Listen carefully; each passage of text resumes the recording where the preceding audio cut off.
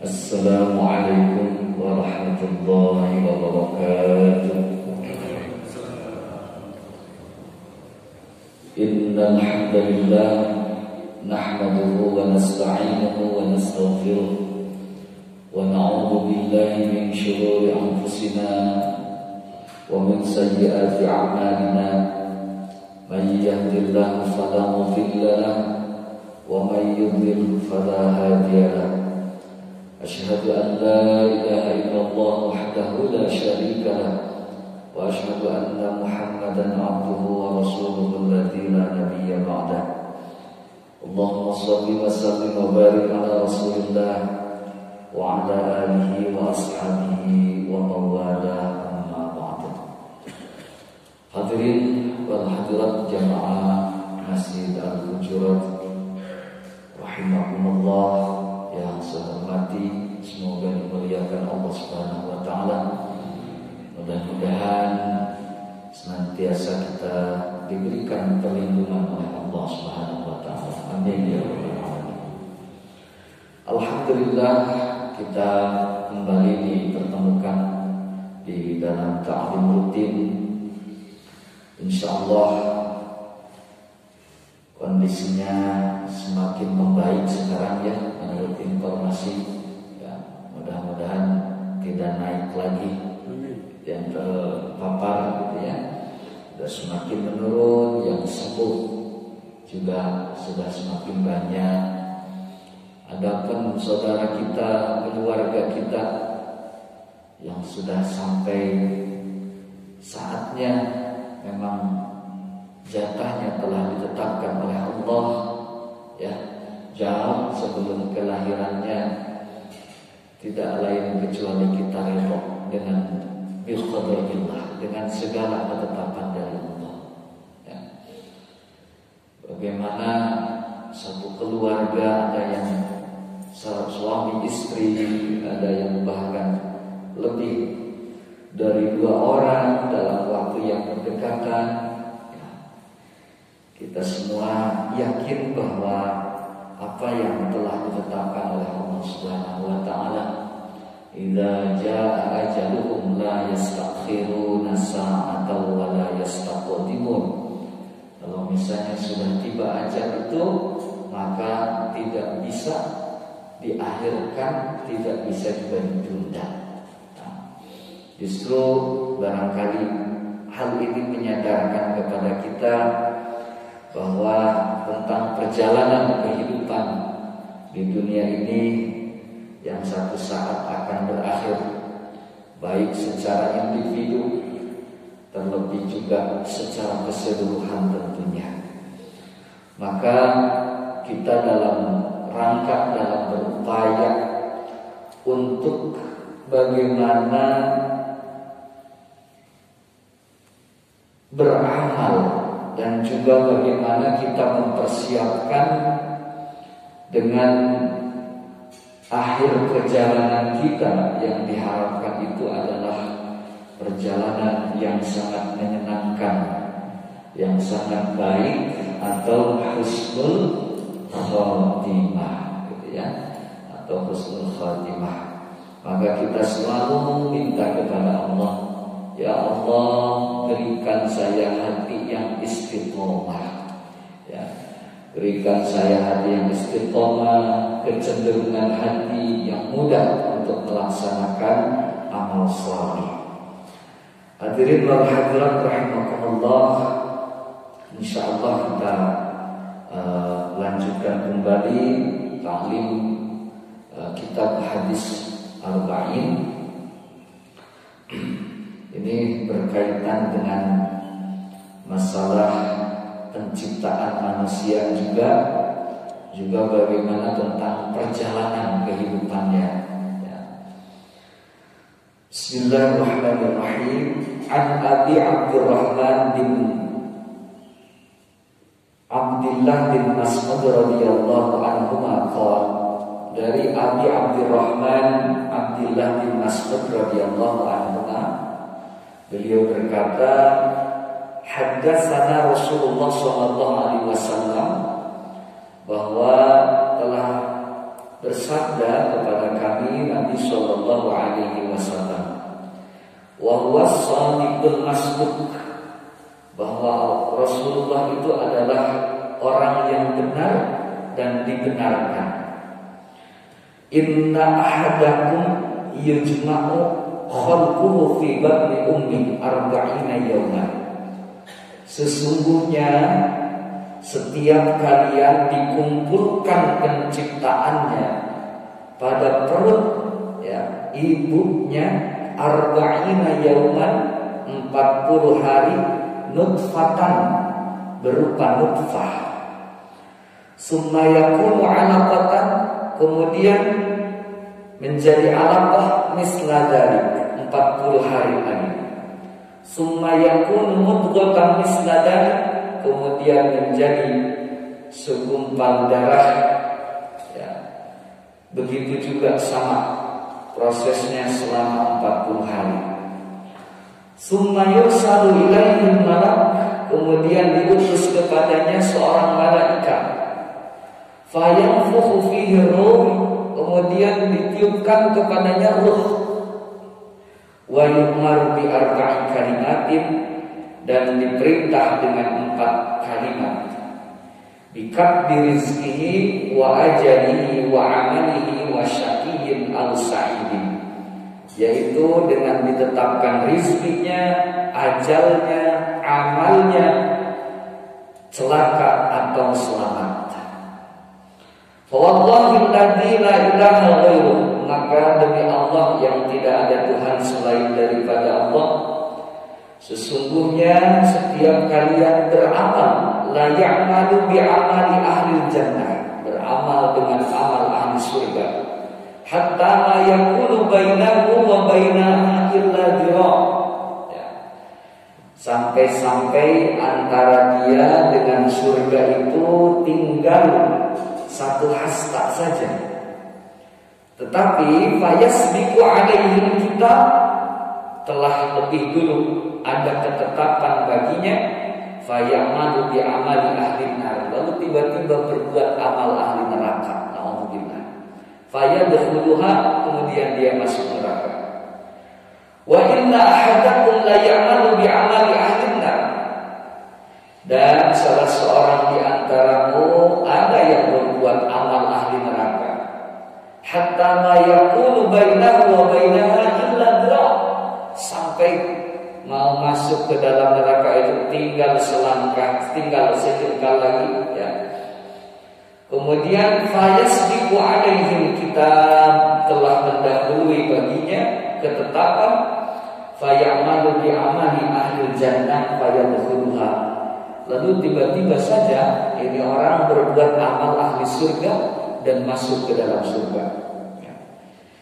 Jamaah rahimakumullah, ini yang pertama, bagaimana kaitannya dengan penciptaan kita manusia yang sungguh luar biasa,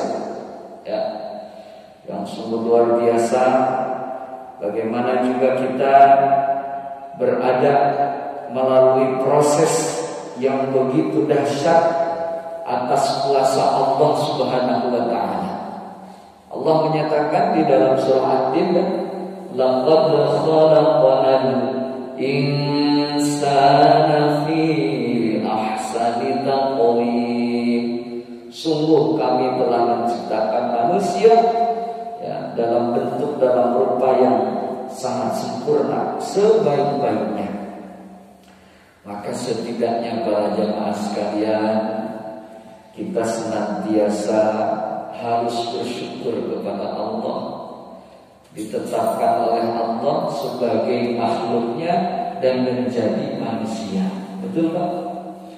Apalagi sampai dengan kondisi ini, dalam kondisi yang begitu tiba-tiba mendadak, di mana kita tidak pernah menduga sebelumnya, tetapi Allah masih memberikan kesempatan kepada kita untuk menghamba kepadanya. Mudah-mudahan Allah berikan keberkahan umur kepada kita semua. Amin ya rabbal alamin. Hadirin wa hadirat rahimakumullah, ini 40 hari dari dari nutfah, dari alaqah, dari mudghah.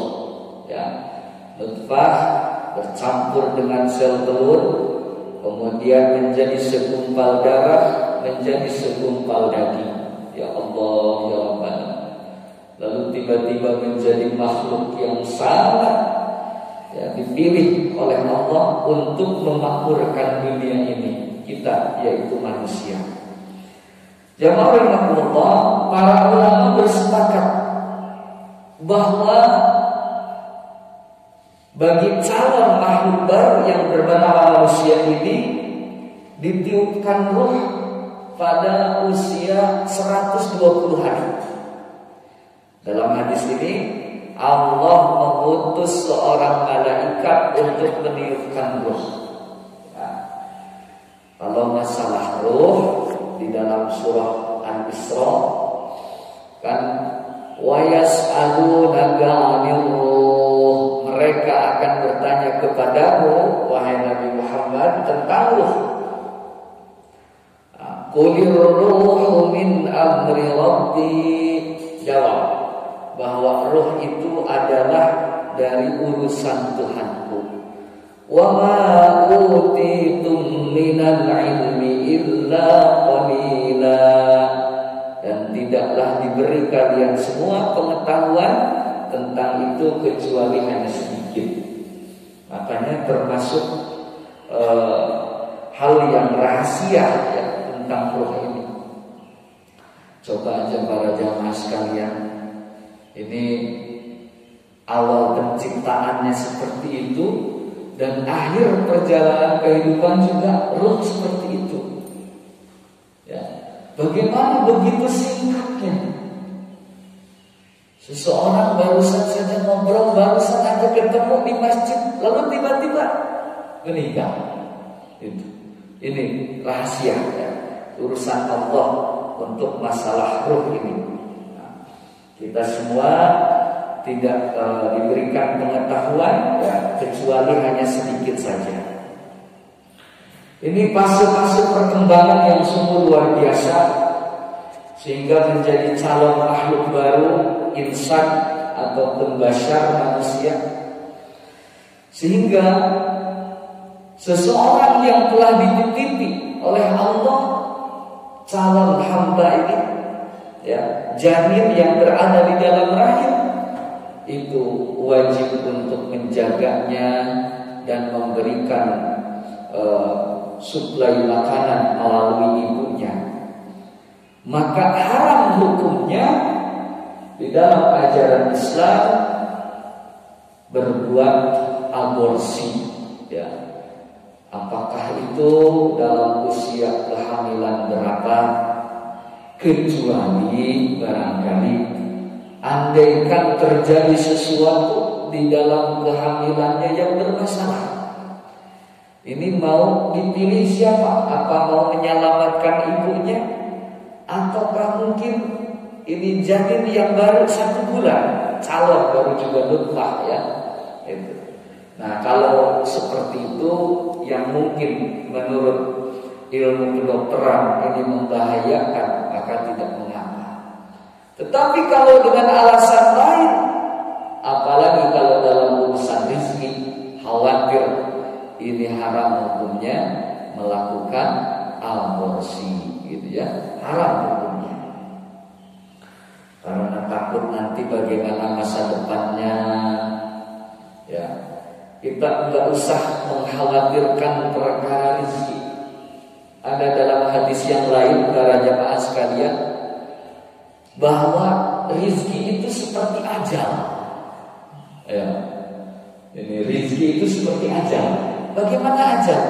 Ajal itu menemui. Ada dalam sebuah hadis bahwa rezeki juga seperti itu, menemui. Ya. Rezeki itu menemui. Jadi kita tidak perlu khawatir, jangan sampai terjadi aborsi gara-gara kekhawatiran masalah rezeki.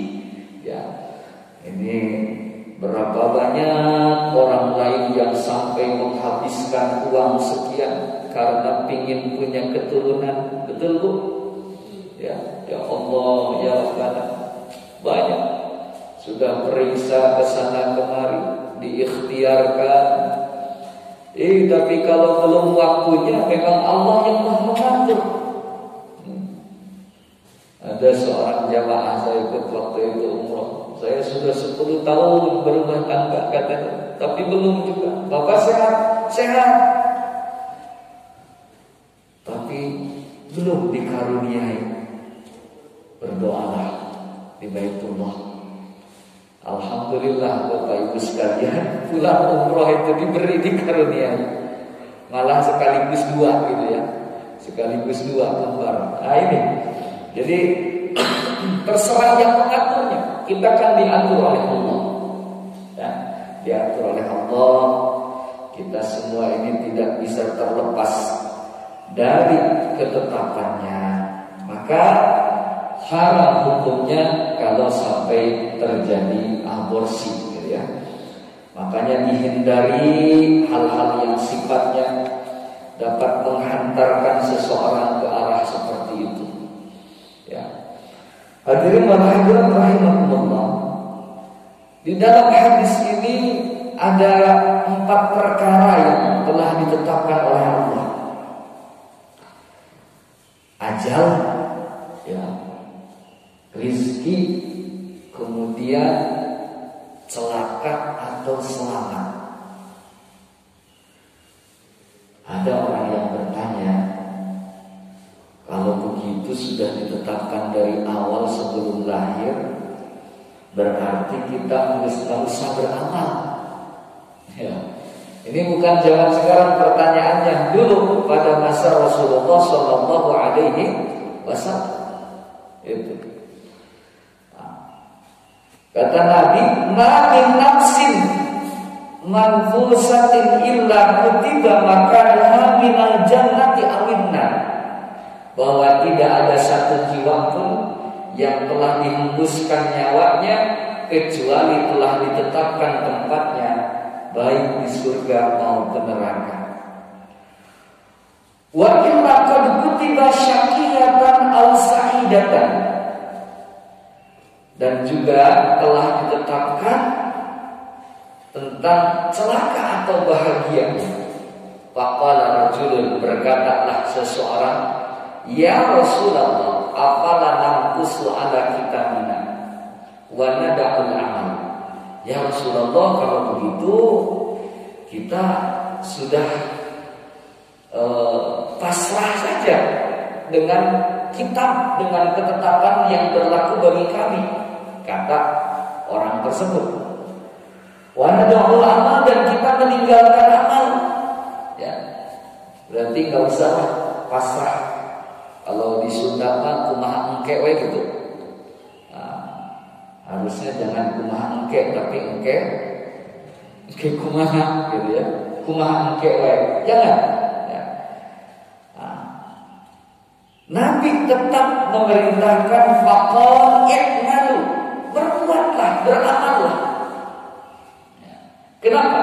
Fakullun muyassarun lima khuliqa lahu amma ahlus sa'adati fayuyassaruna li amali sa'adah wa amma ahlus syaqawah fayuyassaruna li amali syaqawah summa qala fa amma man aqta wa taqa. Kata Nabi, tetap beramallah kalian semua, karena masing-masing juga akan diberi kemudahan untuk melakukan, untuk menuju ke tempat kembalinya. Ya. Adapun ahli bahagia, ini yang kelak menjadi ahli jannah, akan diberi mudah oleh Allah untuk berbuat amal kebaikan, amal-amal yang menghantarkannya kepada kebahagiaan.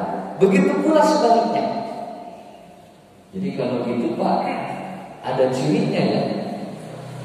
Ada cirinya. Apakah ini tanda-tanda celaka, apakah tanda-tanda bahagia? Kata Nabi, seseorang yang akan mendapatkan kebahagiaan, maka dia akan mudah melaksanakan amal kebaikan. Akan mudah. Kemudian Nabi membaca surah Al-Lail yang tadi kita baca waktu sholat subuh. Fa'amma man a'ta wattaqa wa saddaqa bil husna fasanuyassiruhu lil yusra. Maka barang siapa yang a'ta, memberi, wattaqa, juga takwa, wa saddaqa bil husna, dia membenarkan tentang pahala yang paling baik dari Allah, ya. Kemudian fasan yassiruhu lil yusra, akan kami mudahkan dia untuk kemudahan melakukan amal kebaikan. Begitu pula sebaliknya. Jadi dalam hal ini kita pertama-tama harus mengucapkan rasa syukur kepada Allah ketika kita diberikan keringanan langkah untuk melakukan amal soleh. Berarti kita diberi mudah untuk melakukan kebaikan, diberikan kemudahan untuk melakukan amal yang kemudian akan diberikan kebahagiaan kelak. Makanya bagi seorang mukmin ketika dapat beramal bukan takabur, tidak ada kesombongan, justru yang ada ketawaduan. Minimal kita awali dengan rasa syukur kepada Allah. Alhamdulillah. Itu. Diberi ringan langkah Pak ke masjid, diberi ringan langkah ke majelis ilmu. Ya, ini berarti diberikan keringanan untuk melaksanakan kebaikan. Itu kita bersyukur. Karena tidak ada daya dan kekuatan kecuali pemberian dari Allah Subhanahu wa ta'ala. Ya. Maka tetaplah kita istiqomah. Meskipun amal kita sedikit, tetapi tetaplah istiqomah.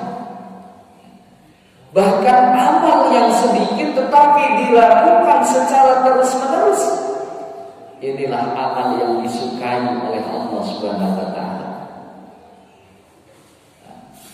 Jadi ahabbul a'mal, amal yang paling dicintai, ya, ketika ditanya Rasulullah SAW, yaitu adwamuha wa in qalla. Terus continue wa in qalla, meskipun cuma sedikit, ya. Sedikit-sedikit lama-lama menjadi bukit, gitu kalau peribahasa kita. Ya, biasa aja, mungkin tidak bisa sebesar orang lain, tetapi terus. Mungkin tidak bisa sebanyak orang lain, tetapi terus dilakukan. Ini yang perlu adalah istiqomah. Tetapi juga tidak boleh ada rasa ujub bagi seorang mukmin. Tenang saya Pak, nanti juga namanya muslim pasti masuk apa? Surga. Ya. Apalagi sudah ada ketetapan. Tidak seperti itu para jamaah sekalian. Tadi ada yang tinggal sejengkal lagi, sehasta, tinggal melangkah, lalu tiba-tiba berbuat amal ahlun nar sehingga memasukinya ahlun nar. Ini penting, ya, kita senantiasa meminta hidayah kepada Allah, meminta istiqomah kepada Allah. Dan kita juga tidak mengetahui yang mungkin hari ini masih belum bisa tunduk terhadap perintah Allah. Satu saat boleh jadi yang hari ini belum dengan akidah yang lurus, satu saat boleh jadi. Ini ada sedikit pengalaman para jamaah sekalian. Kurang lebih 2 minggu yang lalu ada orang datang ke rumah suami istri. Beliau ini suaminya awalnya berbicara bahwa saya itu percaya kepada Tuhan tapi nggak mau beragama gitu. Bisa gitu ya? Jadi percaya sama Tuhan, saya yakin Tuhan itu ada. Gitu kata dia. Yakin Tuhan itu ada, tapi kalau agama enggak, kata dia. Apa sebabnya? Mungkin dia melihat karena orang banyak yang melakukan hal-hal keburukan padahal dia seorang beragama. Mungkin seperti itu. Padahal itu kan cuma oknum manusianya, bukan agamanya. Betul kan? Kurang lebih sudah di atas 50 Pak usianya. Ya. Dia selama ini pokoknya enggak menjalankan agama Pak. Seenak-enaknya aja Pak kehidupannya. Ya. Dia datang ke rumah bercerita, terus kenapa Bapak ini sekarang? Saya katanya sekarang sudah memastikan diri untuk masuk Islam. Apa latar belakangnya? Katanya enggak baiklah, yang penting punya Tuhan, percaya kepada Tuhan. Jadi ceritanya gini ibu-ibu sekalian. Beliau itu satu saat kurang lebih 3 tahun yang lalu, ini tiba-tiba lisannya enggak berhenti mengucap lafaz la ilaha illallah. Jadi yang semula dia memastikan akan beragama, tiba-tiba lisannya la ilaha illallah, la ilaha illallah, la. Tiba-tiba begitu kata dia. Maka dia sendiri itu ingin ngerem Pak, direm, ditahan, nggak bisa. Ini memang yahdi may yasha. Allah memberikan hidayah, petunjuk kepada siapa yang dikehendaki. Ini orang juga ngomong begitu ngerti enggak? Sebab selama ini tidak percaya dengan agama. Orang tersebut karena ada keanehan itu enggak tahu berjalan berapa lama di hari tersebut. Dia tidak berhenti mengucap la ilaha illallah. Gitu. Akhirnya dia datang ke Masjid Bintaro di Jakarta. Memang posisinya di Jakarta. Ketika itu dia menceritakan ada keanehan. Itu, aduh saya bilang, andaikan itu hadirnya pada saat sakaratul maut Pak, betul. Ucapan kalimah thayyibah ini hadirnya pada saat sakaratul maut. La ilaha illallah, la ilaha illallah. Kata Nabi apa? Dakhalal jannah. Ini bersyukur dia itu dipilih oleh Allah termasuk orang yang diberikan petunjuk. Ini selama ini tidak menjalankan ajaran agama. Malah dia pernah mampir ke satu sekte di Nasrani, tetapi dia dengan mempelajari kitabnya malah menyampaikan kepada teman, kepada saudaranya, ajaran kamu itu salah katanya. Setelah saya mempelajari bahwa Tuhan itu bukan itu, kata dia itu. Dia sampai bisa menjelaskan demikian. Ini luar biasa, diberikan petunjuk oleh Allah. Selama ini apa saja dialah perbuat. Toh tidak ada yang ditakuti, tidak ada batasan-batasan yang diyakini. Kalau kita kan mau berbuat begini, nggak mau, saya kata agama saya begini kan gitu. Itu gara-gara ada agama. Dia selama ini tidak pakai itu, tapi percaya kepada Tuhan. Dan itu sekedar percaya saja, belum nyebut Allah. Akhirnya karena ada kejadian aneh tersebut, dia datang ke masjid di Bintaro katanya. Lalu dia menyatakan diri, saya mau bersahadat masuk Islam. Doakan mudah-mudahan beliau istiqomah Bapak Ibu sekalian. Ya, subhanallah. Ini aneh. Saya juga baru menemukan kasus yang seperti itu. Aneh. Jadi dia minta bimbingan ya untuk bagaimana supaya tetap bisa istiqomah dalam keislamannya. Lalu dia ke masjid Pak, beres sholat fardu itu kan kayak zuhur, maghrib, isya, itu kan ada sholat sunat rawatib ya. Nah, sholat sunat rawatib. Dia itu beres sholat pulang aja. Nah, hanya ditanya, Bapak kok langsung pulang gitu aja? Atau orang lain sholat qobliyah ini tidak, kenapa? Nah, dia jawab itu, kalau saya sholatnya pingin lama katanya. Jadi enak kalau sholat itu. Subhanallah. Ini apa? Jadi ada kenikmatan tersendiri. Meskipun sholat sunatnya pingin lama gitu. Makanya saya sholat di rumah aja kata dia. Oh, saya kira Bapak belum tahu sholat sunat rawatib. Ternyata dia sudah menikmati sholat rawatib. Bapak Ibu sekalian, tenang katanya, enak melaksanakan sholat. Kalau di masjid kan kadang-kadang mungkin tidak banyak orang, nanti kalau lama-lama dia pilih sholat ba'danya di rumah aja. Subhanallah. Ini para jamaah sekalian, ini juga belum sampai finish. Kenapa? Kan belum, masih hidup ini. Bagaimana nanti akhir perjalanan? Innamal a'mal bil khawatim. Tergantung nanti finishnya bagaimana. Tapi insya Allah, kalau itu yang ditempuh terus tidak keluar dari relnya, maka insya Allah satu hari kembali kepada Allah dalam keadaan membawa iman dan Islam. Makanya kita minta kepada Allah kan, Rabbana la tuzigh qulubana ba'da idh hadaitana. Ya Allah, jangan sampai dibelokkan lagi deh.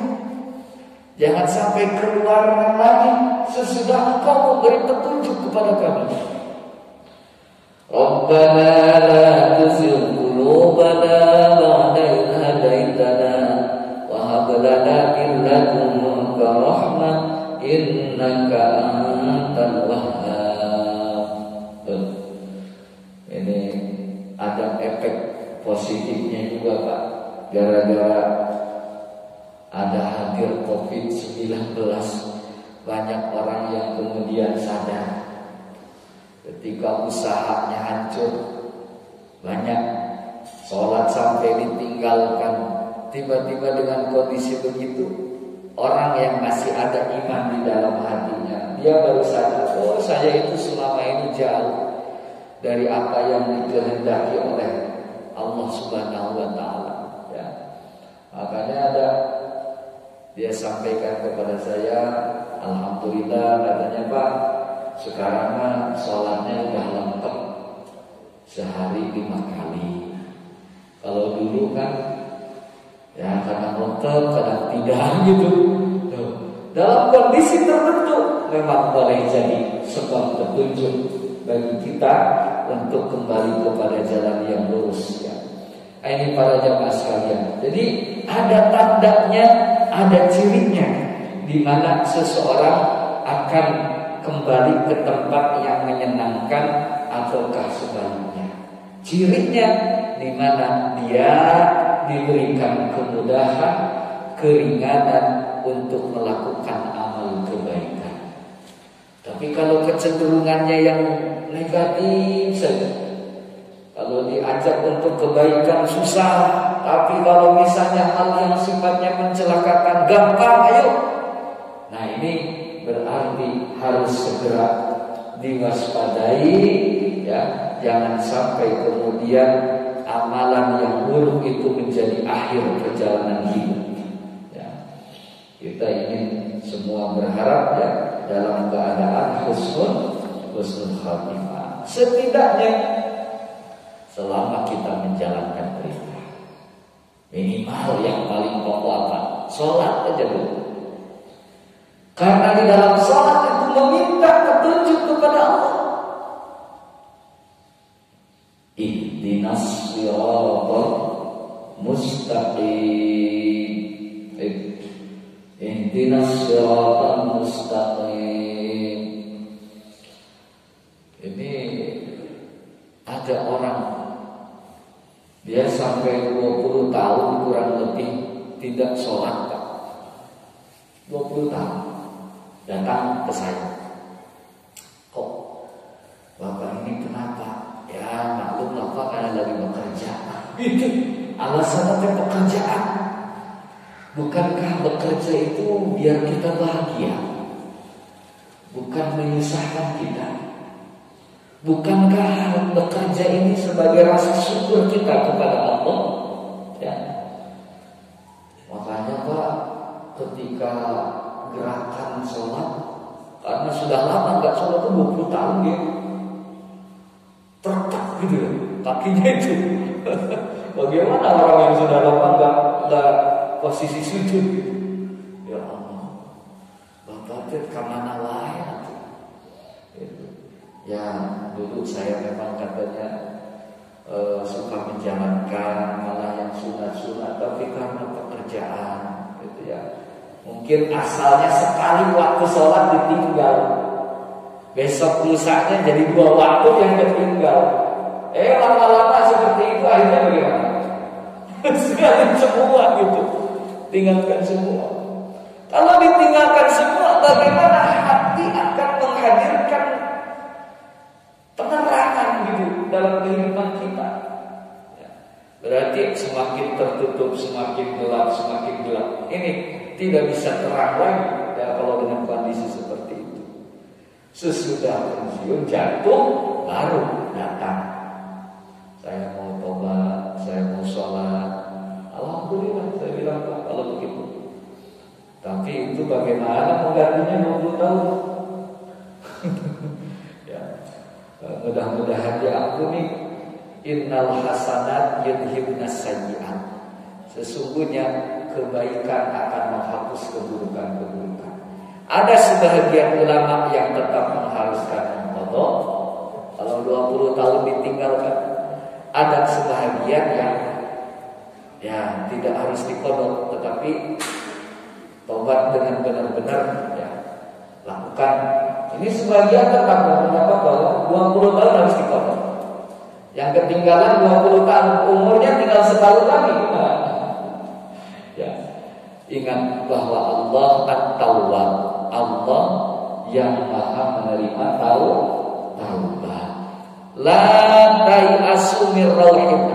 Enggak boleh putus asa dari rahmat Allah. Sebesar apa kesalahan, sebanyak apa perbuatan yang terlarang, jangan sampai berputus asa dari rahmat Allah. Allah Maha Penyayang, Allah Maha Pengampun. Malah ketika ada orang yang tobat kembali kepada jalan Allah, Allah begitu senang. Dalam hadis kan itu ya, diumpamakan seperti orang yang kehilangan apa? Barang bawaannya dengan hewan tunggangannya, itu ya. Saking senangnya ketika bangun tidur itu sudah ada di depan, betapa senang sekali ya. Nah, Allah itu melebihi senangnya orang yang seperti itu ketika ada orang yang kembali ke jalan Allah. Maka tidak pernah harus berputus asa ya. Jangan pernah berputus asa dari rahmat Allah ya. Mungkin amal yang sederhana, mungkin amal yang tinggal sehari 2 hari lagi, itu justru yang akan menyelamatkan ya. Maka kata Nabi, la tahqiranna minal ma'rufi syai'an. Engkau jangan remehkan berbuat ma'ruf meskipun itu sedikit saja. Perkaranya sepele, sederhana, tapi jangan diremehkan. Lakukan amal kebaikan ya, sesuai dengan tingkat kemampuan kita. Dan tidak boleh ada putus asa. Saya sudah terlalu banyak dosa, sudah kadung, gitu. Enggak, jangan kadung-kadungan. Pokoknya selama kita diberi kesempatan hidup, maka di situ ada kesempatan untuk kembali ke jalan Allah. Betapa hari-hari yang menggembirakan itu pada saat seseorang awalnya jauh dari jalan Allah, terus tiba-tiba mendekat, memperbaiki, dan di kemudian hari kembali kepada Allah, di mana dengan membawa iman dan Islam. Hadirin rahimahullah, demikian barangkali yang dapat disampaikan pada kesempatan ini. Jangan lupa senantiasa kita memohon petunjuk kepada Allah, ya. Doakan putra-putri kita, Bapak Ibu sekalian, di mana kita pada hari ini masih insya Allah, ya, tetap memegang teguh. Doakan putra-putri kita sebagai salah satu bentuk tanggung jawab kita terhadap agamanya. Bagaimana nantinya kamu seperti apa sholatnya, ya, ibadahnya seperti apa, kita harus sampaikan. Jadi tidak sekedar perhatian kebutuhan materi pendidikan umum, tapi justru yang kita wasiatkan, yang kita beratkan pokoknya adalah urusan ibadah, urusan akidah. Itu yang paling utama. Kita mengikuti jejak para nabi dan para rasul sebelumnya. Nabi Yakub juga demikian dulu. Ma ta'budu nabi ba'du. Apa yang akan sembah sesudahku? Gitu. Anak-anaknya menjawab, na'budu ilahaka wa ilaha abaika. Jadi akan menyembah Tuhan sebagaimana yang disembah oleh bapaknya, yakni Allah Subhanahu wa ta'ala. Ini para jamaah sekalian, bahwa seseorang bisa saja melewati liku-liku kehidupan yang berbeda-beda. Mungkin ya kemana dulu gitu mampirnya, tapi kalau misalnya ada celupan yang kuat masalah kalimat thayyibah di dalam hatinya, maka niscaya satu saat dia akan kembali kepada jalan yang benar. Allah limpahkan rahmat dan keberkahan kepada kita semua, dan Allah karuniakan kesempatan kepada kita untuk bertaubat. Amin ya rabbal alamin. Ya muqallibal qulub, tsabbit qalbi ala dinik. Allahumma ya musarrifal qulub, sarrif qulubana ala ta'atik. Rabbana la tuzigh qulubana ba'da idh hadaitana wa hab lana min ladunka rahmah innaka antal wahhab. Rabbana atina fid dunya hasanah wa fil akhirati hasanah wa qina adzabannar. Walhamdulillahi rabbil alamin. Subhanallahumma wa bihamdihi, asyhadu an la ilaha illa anta, astaghfiruka wa atubu ilaik. Wassalamualaikum warahmatullahi wabarakatuh.